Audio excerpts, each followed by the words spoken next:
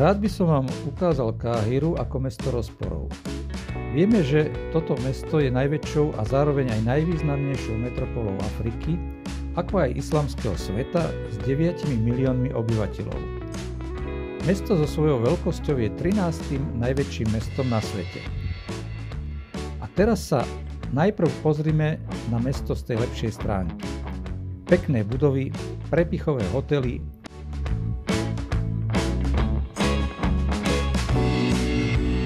pekné okolie rieky Níl,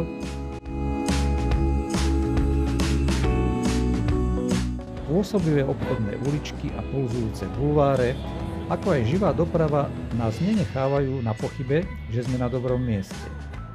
K dobrým pocitom nás dostanú aj pekné reštaurácie s dobrou stravou a príjemnou obsluhou.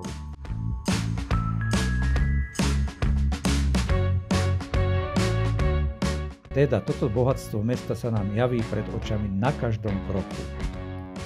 Ale pravda je aj taká, že my tu teraz navštevujeme turisticky vychytené miesta.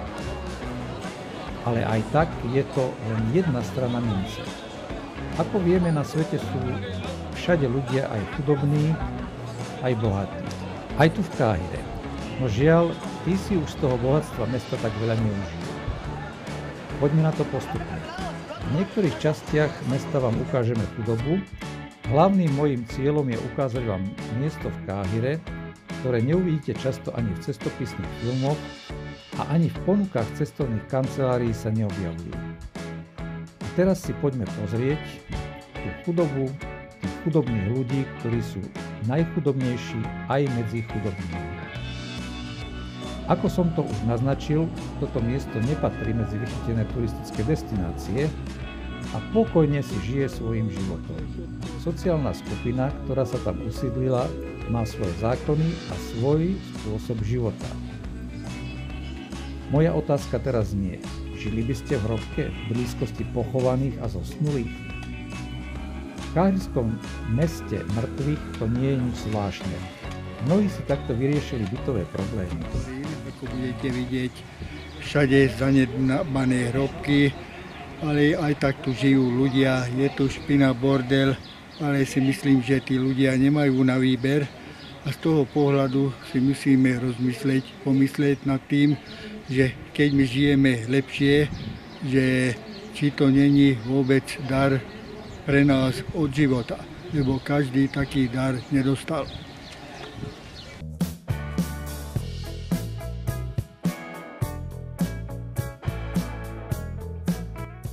Mesto mŕtvych je jeden z najväčších cintorínov islamského sveta.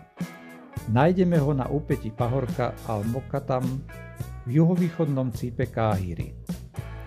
Tento cintorín je dlhý približne 6 km a v súčasnosti tam podľa odhadov žije okolo 500 000 ľudí. Z časových dôvodov som to tu všetko nepochodil. Navštívil som len malú časť cintorína, ale aj z toho bolo zrejmé, že život tu nie je až taký ružový.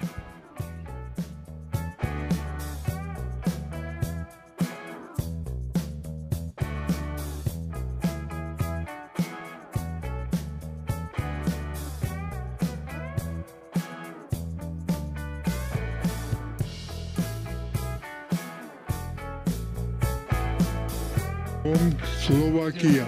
From Slovakia, Európa. Slovakia. Slovakia. Slovakia. Good.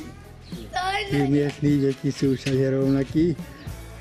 V inej časti cintorína som stretol aj šťastné a bezstarostné deti, čo i mňa veľmi prekvapilo. Veď tí chudáci ešte ani netušia, že existuje aj lepší život, ako žiť tu v cintoríne.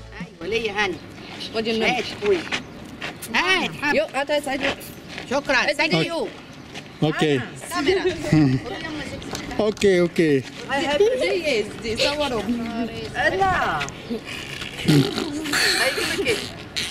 Tak, okay. Goodbye.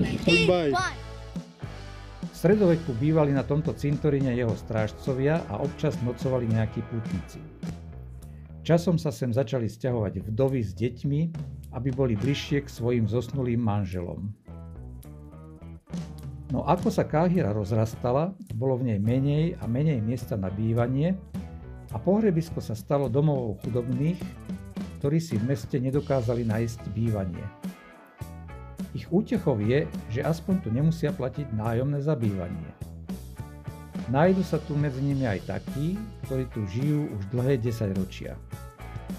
Počet obyvateľov cintorína sa prudko zvýšil v roku 1992, keď Káhiru zasiahlo silné zemetrasenie.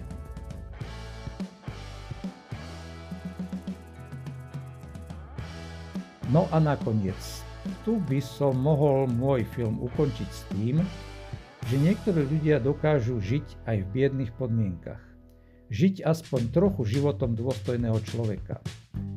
Nerobí im problém spríjemniť si peknými kvetmi a výzdobou okolie svojho bývania. Veď človek bol stvorený Bohom pre krásu.